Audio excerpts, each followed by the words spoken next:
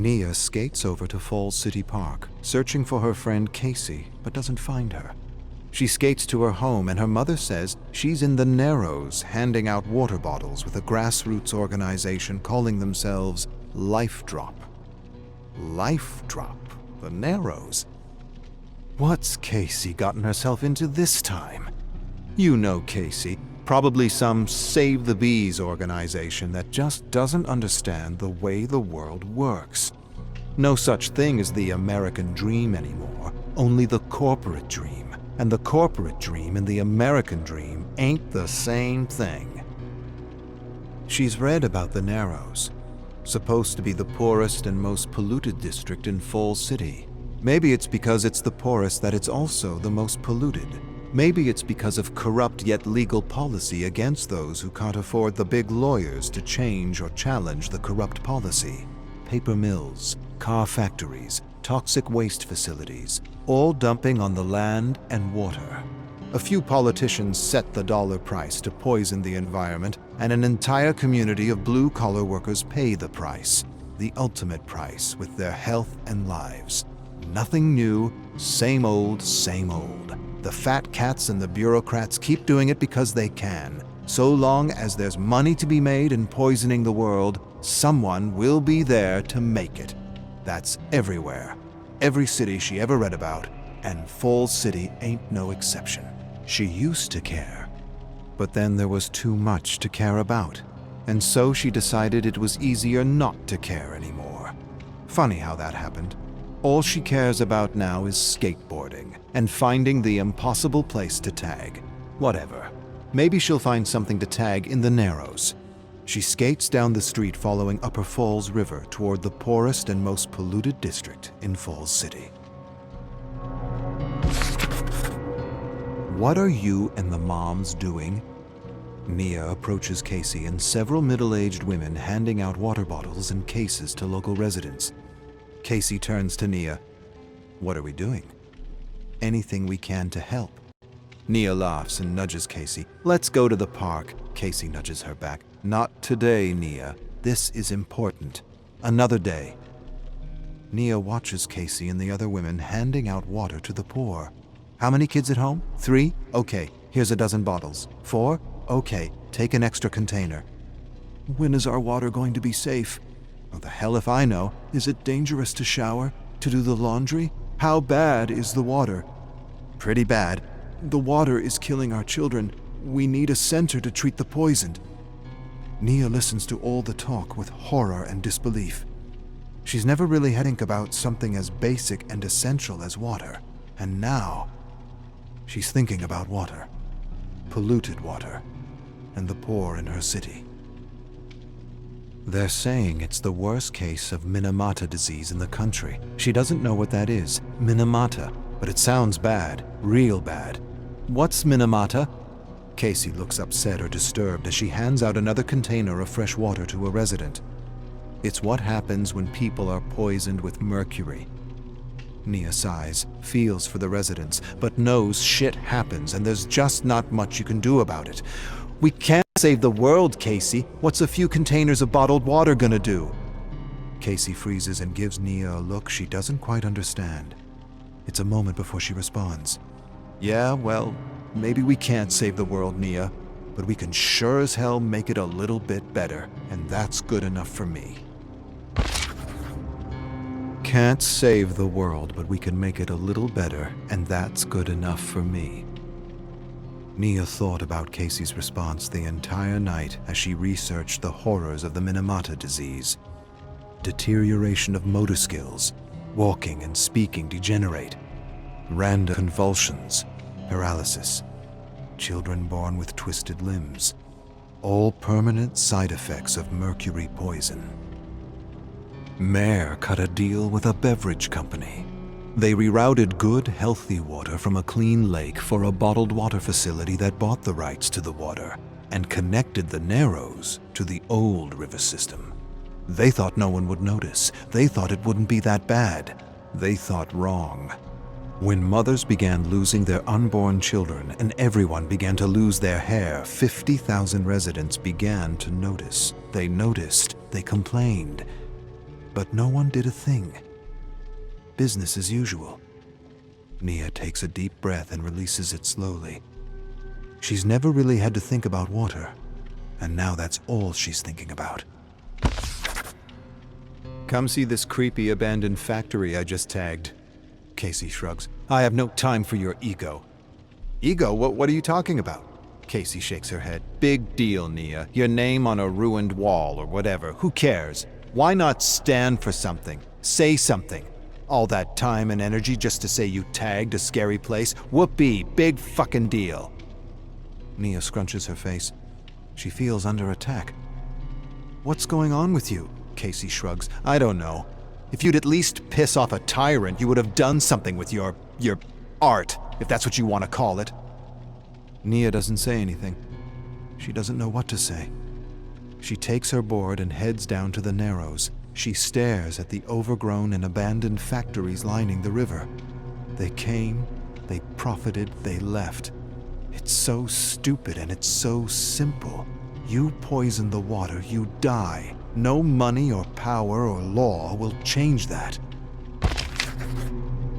The Zyder production mill. That's where I'll do it. They dumped crap in the river for years, destroying the camping and fishing industry all over the country. 20 years later, the Narrows dies a slow, agonizing death, and there's no justice, and there probably never will be. There isn't even an investigation or a hospital or a center to treat the poisoned. The environmental agency says everything's fine, but it isn't. It really isn't. No one wants to say it's mercury poisoning. To admit to mercury poisoning is to admit fault. To admit fault is to help the Narrows and pay for a cleanup. The city doesn't want a lawsuit. No one is moving or doing anything, and yet children are suffering and dying. Children are suffering and dying, and no one is doing anything, and Nea can't stop thinking about them. It takes a special kind of evil to poison children. Something about the whole thing makes her want to get involved. Real involved, like her friend Casey. Maybe she should tag those so-called public servants who only serve themselves. Nea skates to the side wall of the bottling factory.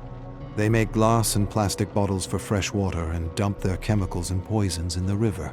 How fucking stupid is this place? How stupid is the city and that bastard of a mayor to allow such a thing? She searches for the perfect spot, the perfect surface to tag. She sees a spot high up in the open. That should annoy them. She sneaks to the front door, sees a camera, spray paints the lens of the camera, begins to tag the wall.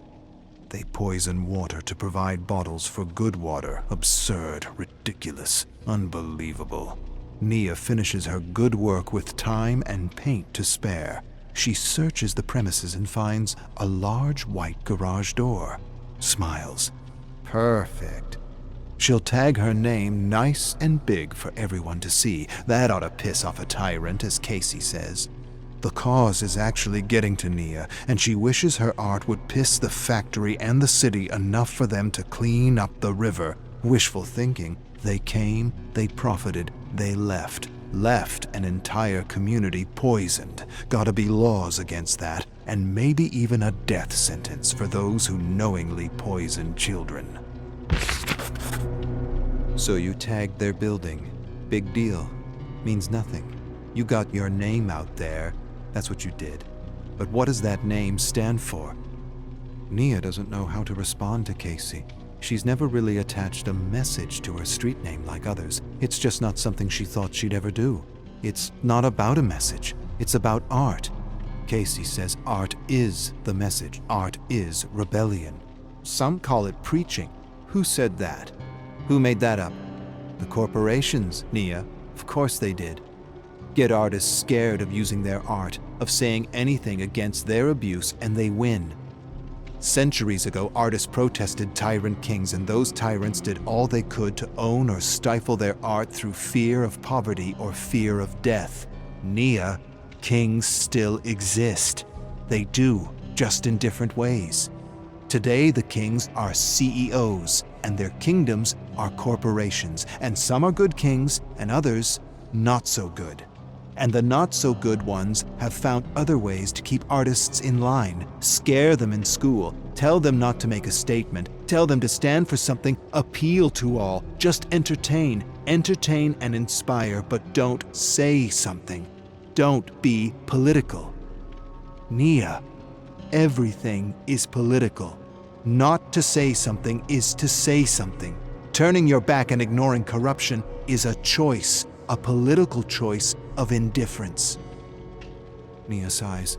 She doesn't know. She's not sure. She's never really done it before like the others. It's always kind of rubbed her the wrong way. Casey scoffs at her tag. Stand up for something or stand for nothing. Your choice as an artist. Your political choice. Come with me. Casey jumps on her board and leads Nea into the Narrows. She leads her to a home where a father helps his son eat food in his bed. He's only 11. Never had a chance. The only mistake was trusting those who were supposed to protect him. He's dying. Mercury poisoning. Before, people in the Narrows died of natural causes. Now it's all mercury poisoning. Casey sighs and shakes her head. You sign your tag over the culprit's garage door and all you've done is advertise your street name.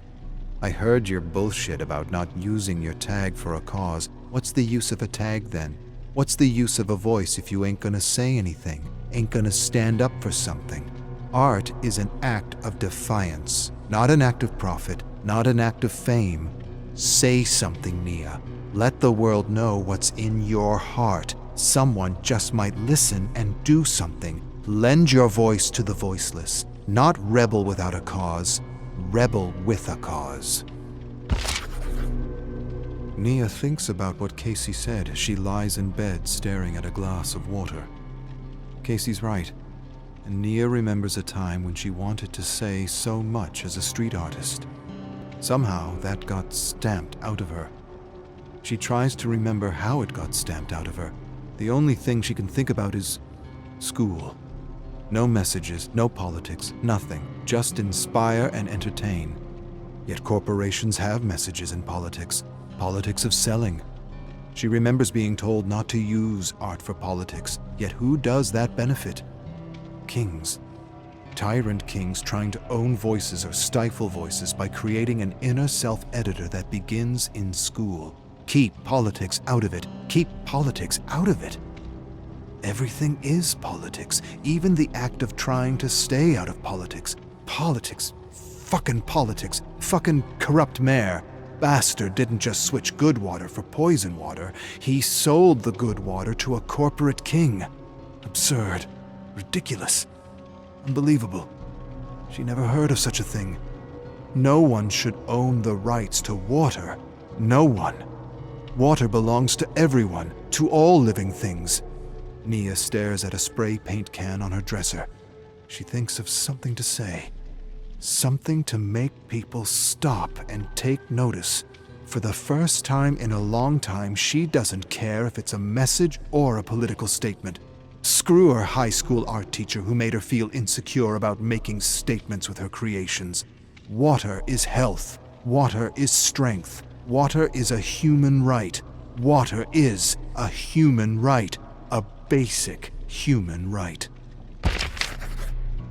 Nea is amazed at how many poor communities shower, bathe, cook, and do their laundry in poison water because a few kings bought the rights to their good water. It's absurd, ridiculous, unbelievable. She's never felt so involved in a cause before, and she likes the feeling.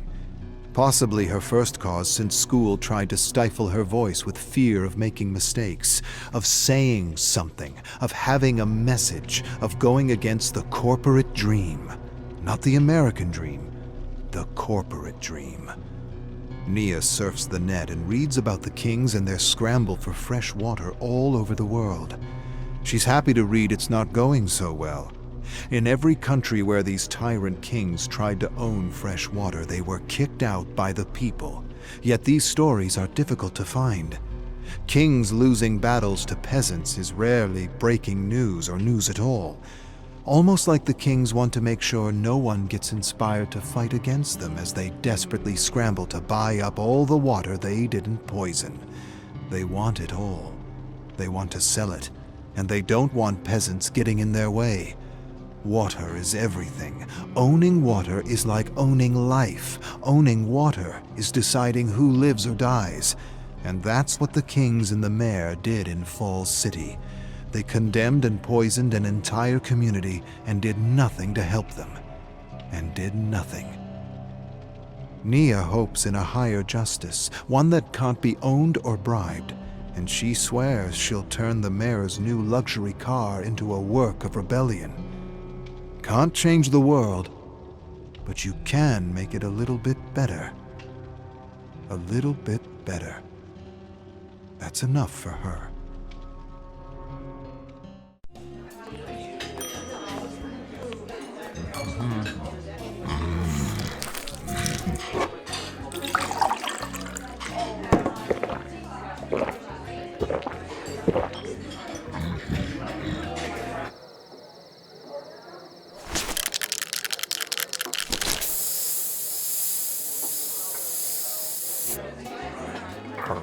Hey.